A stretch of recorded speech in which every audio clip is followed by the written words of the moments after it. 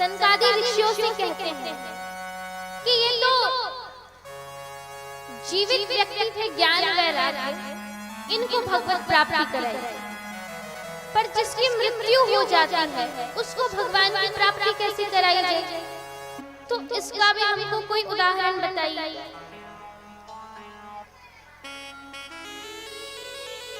तो सनकादि ऋषि सुनाते हैं,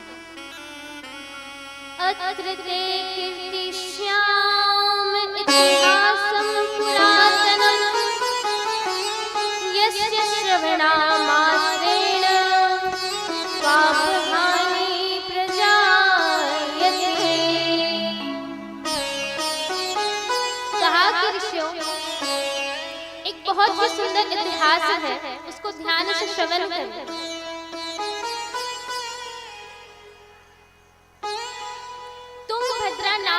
एक नदी थी, उसके तट पर आत्मदेव नाम के ब्राह्मण रहा करते, और आत्मदेव ब्राह्मण जो थे वेद शास्त्र में बहुत ही ज्यादा कुशल थे। उनके पास धन धान्य की भी कोई कमी नहीं थी, और उनकी पत्नी थी, उनका नाम था धुंधली। हर कुछ से वो सुखी संपन्न थे, लेकिन उनको एक ही बहुत बड़ा दुख था कि उनको कोई संतान नहीं थी। अब इस बात से वो इतने ही ज्यादा परेशान हो गए कि एक दिन जाकर के वो एक नदी में कूदने लग गए कि अब मैं इस नदी में डूब करके यहीं पे आत्महत्या कर लूंगा। तभी वहां एक महात्मा जी आए और उन्होंने पूछा कि तुम क्यों रो रहे हो? कथम रोदिषि विप्रत्वं काते चिंता बलीयसि वदतं सत्वरं मह्यं स्वस्य दुःखस्य कारणम्। कहा कि बताइए आप कौन से दुख से, कौन सी चिंता, कौन सी कारण से आप रो रहे हैं?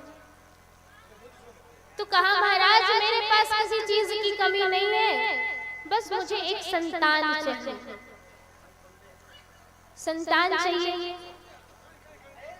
बोले संतान के लिए रो रहे हो?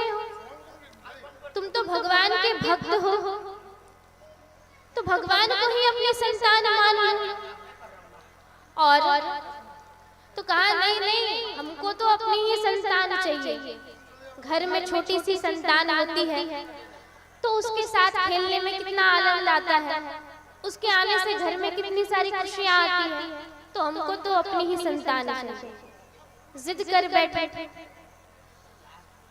तो महात्मा जी ने कहा कि ठीक है, तो संतान चाहिए, इस दुख को लेकर के आत्महत्या करने की क्या जरूरत थी?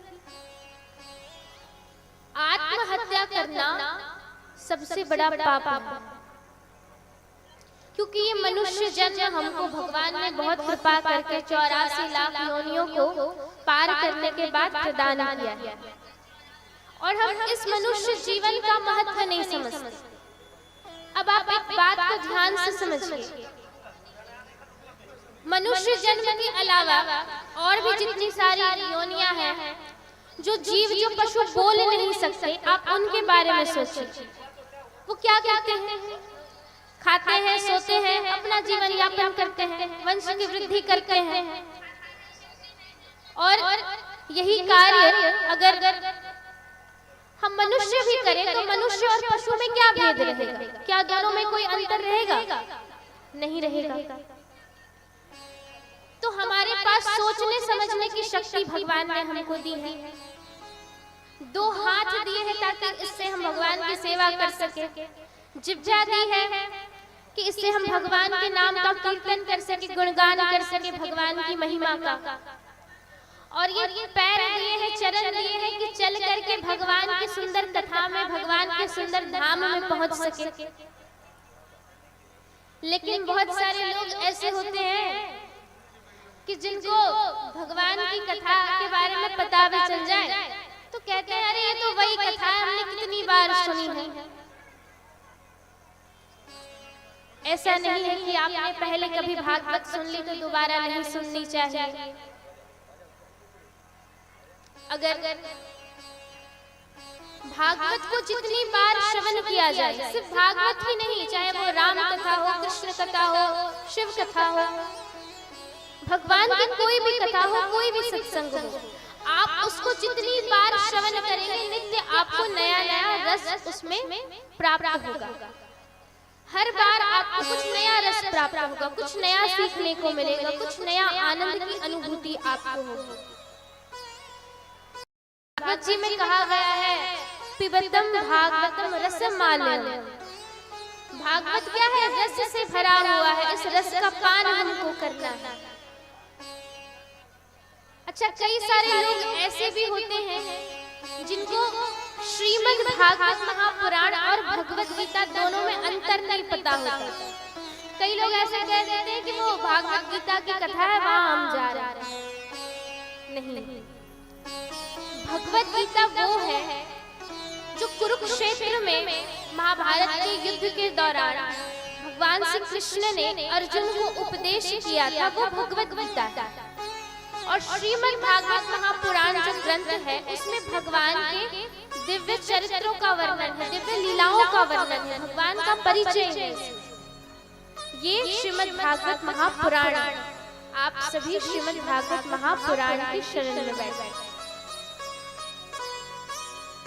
तो आत्मदेव ब्राह्मण जो है, वो पुत्र ना होने के दुख से बहुत ही ज्यादा परेशान है। अब महात्मा जी ने कहा कि आत्महत्या करना इसका कोई निवारण नहीं। तो आत्मदेव ब्राह्मण को महात्मा जी ने कहा कि अब तुम नहीं मान रहे तो भगवान को अपना बालक मान सकते थे और उनका नाम लेते, भजन करते अपने जीवन को यापन करके भगवान के धाम को चले जाते, लेकिन तुमको अपना ही बालक चाहिए। तो ठीक है, ऐसा करो। महात्मा जी ने आत्मदेव ब्राह्मण को फल दे दिया, कहा कि ये फल ले जाओ और अपनी पत्नी को खिला देना, तुम्हारे घर में एक संतान पैदा हो जाएगी। अब आत्मदेव ब्राह्मण तो बड़े प्रसन्न हो गए और वो फल लेकर के अपने घर की ओर चले।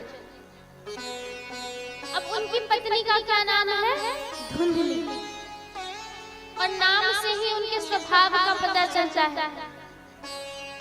कैसा स्वभाव है उनका? लोकवार्ता रता क्रूरा प्रायशो बहुजल्पिका शूरा कृत्येषु कृपणा कलह प्रिया। उनको कलह बहुत ज्यादा प्रिय है। मतलब दिन में अगर वो एकाध बार किसी पड़ोसन से लड़ाई ना कर ले, जब तक लाठी चार्ज ना हो जाए, एकाध को लड़वा ना दे, तब तक उनको संतुष्टि नहीं मिलती। व्यवहार ही उसी प्रकार का है, जैसा नाम है यथा नाम तथा गुण। जैसा उनका नाम है वैसे उनके लक्षण है, वैसे उनके गुण है। तो आत्मदेव ब्राह्मण अपनी पत्नी के पास वो फल लेकर के पहुंचे। कहा कि ये फल को आप खा लेना, महात्मा जी का दिया हुआ प्रसाद है और हमारे घर में एक संतान की उत्पत्ति हो जाएगी। अब आत्मदेव ब्राह्मण तो वो फल देकर के चले गए, वो तो देखा नहीं कि उन्होंने खाया या नहीं खाया। अब वो फल लेकर के वहीं बैठ गई मैया, सोचने लग गई अब इस फल को खाऊंगी तो गर्भवती होंगी, गर्भवती होगी तो घर के सारे काम कौन करेगा। फिर वो गर्भावस्था में वो दर्द भी बड़ा सहन करना पड़ेगा।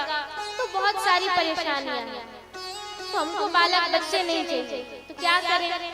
लेकिन अगर ये फल नहीं खाया, संतान नहीं हुआ, तो आत्मदेव ब्राह्मण जो है, जो उनके पति है, वो क्रोधित हो जाएंगे। इस बात का भी भय है। तो क्या करें। और उसी समय उनकी बहन वहां पहुंच गई। अब जैसे वो वैसे उनकी बहन, वो गर्भवती थी। तो कहा तू चिंता मत करे, ऐसा कर, मैं गर्भवती हूँ, तू एक काम कर, तू गर्भवती होने का नाटक कर, मैं अपनी जो संतान है वो तुझे दे दूंगी, बदले में तू मुझे कुछ धन दे दे। क्योंकि धन की तो उनके पास कोई कमी नहीं थी। तो कहा धन दे दे, आदान प्रदान कर। बोले ये फल का क्या करूं? बोले तेरे घर में जो गौ माता है उसको भी तो कोई संतान नहीं है, तो ले जा करके ये फल उस गौ माता को खिला दा। तो धुंधली ने वो फल ले जा करके गौ माता को खिला दा। अब गौ माता को फल खिला दिया, 9 मास पूरे हुए तो उनके घर में एक गौ माता ने कैसे संतान को जन्म दिया। शरीर उनका जो है वो मनुष्य का है, लेकिन कान जो है वो केवल गौ माता जैसा। तो आत्मदेव ब्राह्मण ने उनका नाम गोकर्ण रखा, गोकर्ण जी महाराज।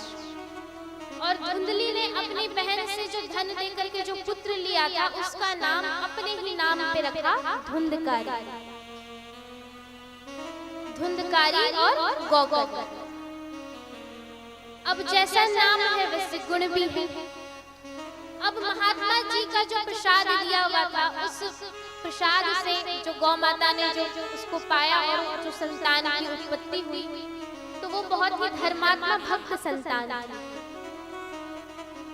भगवान का भजन करने वाली, सत्कर्म करने वाली। और आत्मदेव ब्राह्मण उनसे बड़ा प्रसन्न रहते थे, गोकर्ण जी महाराज से। लेकिन धुंधकारी आए दिन हर दिन उसके घर में शिकायतें आती, आज आपके बेटे ने ऐसा कर दिया, वैसा कर दिया, यहाँ जाकर के चोरी कर ली, वहाँ जाकर के लड़ाई कर ली, वहाँ जाके मारपीट कर ली।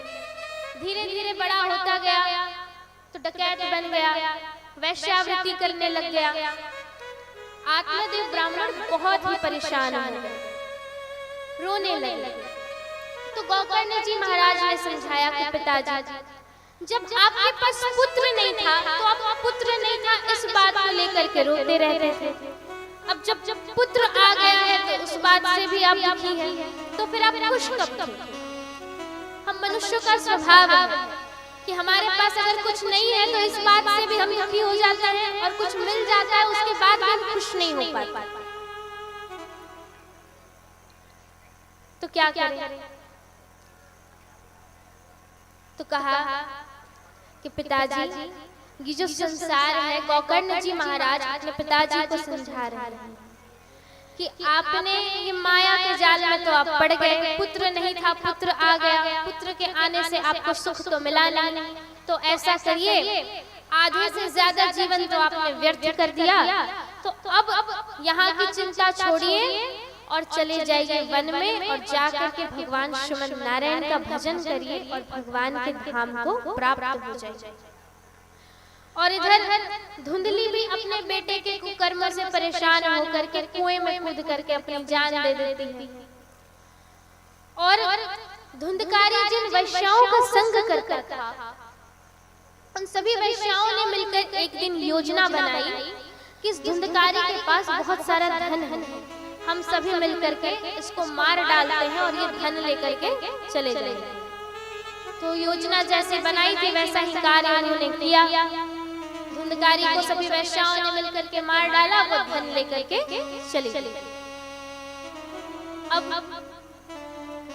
अब धुंधकारी के कुकर्म इतने ही ज्यादा थे कि मरने के बाद वो प्रेत बन गया। क्या बना?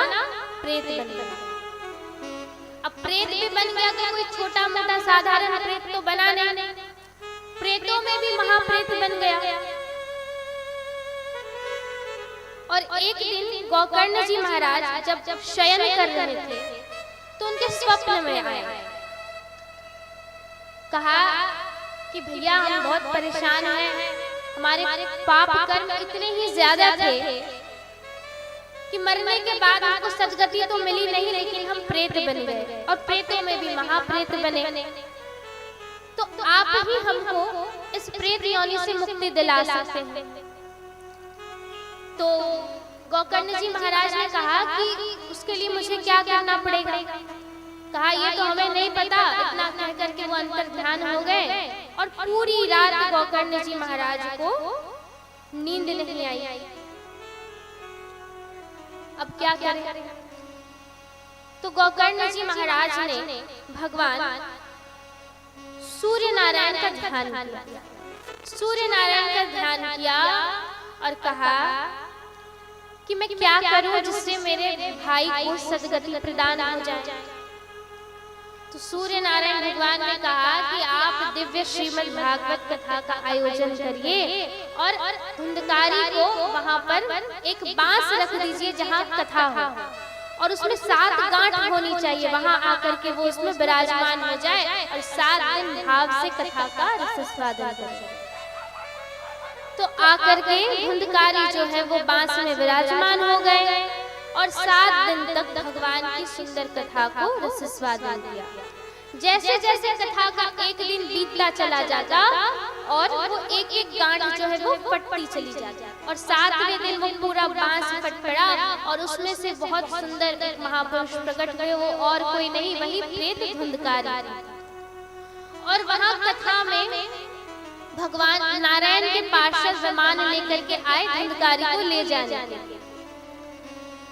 तो सब श्रोतागण जो है वो प्रश्न करने लग गए कि कथा तो हम सभी ने श्रवण की साथ में बैठ करके, तो भगवान के पार्षद केवल धुंधकारी को लेने के लिए क्यों आए? कथा तो हम सभी ने सुनी, हम सबके लिए विमान आना चाहिए था। तो कहा कि कथा केवल सुनने से कुछ नहीं होगा। देखिए, भगवान जब आप पर कृपा करते हैं तो ऐसी सुंदर कथा आपके गांव में हो जाती है। अब और जब भगवान की कृपा होती है तो आप अपने घर से मन बना करके चलते हैं कि हमें कथा श्रवण करने जाना है, और कथा में आकर के भी आपका मन कथा में ही लगा रहे, ये भगवान की अति कृपा है। नहीं तो कथा में आप बहुत सब लोग आए हैं, पर बहुत कम ऐसे लोग होते हैं जो कथा में बैठ करके कथा में ही उनका ध्यान रहता है। कुछ लोगों का ध्यान होगा कि घर जाकर के भोजन नहीं किया, भोजन करेंगे, भूख लगी है। अगर कोई मैया भोजन बना कर नहीं आई होगी तो उनको चिंता होगी कि भोजन नहीं बनाकर आए हैं। तो ठीक है, ये सब तो हमारी दैनिक दिनचर्या है, ये सब तो चलता ही रहता है। लेकिन 7 दिन जब हम कथा में श्रवण पान करें तो जितनी देर यहाँ पर बैठे कोशिश करें कि मन को एकाग्रचित करके भगवान की कथा में लगाएं, और जो कथा हम श्रवण करें उसको एक कान से सुन करके दूसरे कान से निकाल ना दे, उसको श्रवण करके फिर उसका चिंतन करें। चिंतन कैसे करें? यहाँ से घर जाए तो घर जा करके सोचे कि हमने कथा में क्या सुना, क्या सीखा, और इसमें से कौन सी बात मेरे जीवन के लिए उपयोगी है, उसको अपने जीवन में उतारने की कोशिश करें। और जब श्रवण करेंगे, चिंतन करेंगे, मनन करेंगे, स्मरण करेंगे, तभी जाकर के कथा का जो फल है वो प्राप्त होगा। तो धुंधकारी ने कथा को श्रवण करके मनन किया और बाकी लोग कथा सुनते थे, अपने घर को चले जाते थे। तो इसलिए बाकी सब लोगों के लिए विमान नहीं आया। तो इसी प्रकार गोकर्ण जी महाराज ने श्रीमद् भागवत कथा के द्वारा अपने भाई धुंधकारी को प्रेत योनि से मुक्ति दिला के भगवान के धाम में प्रवेश कराया।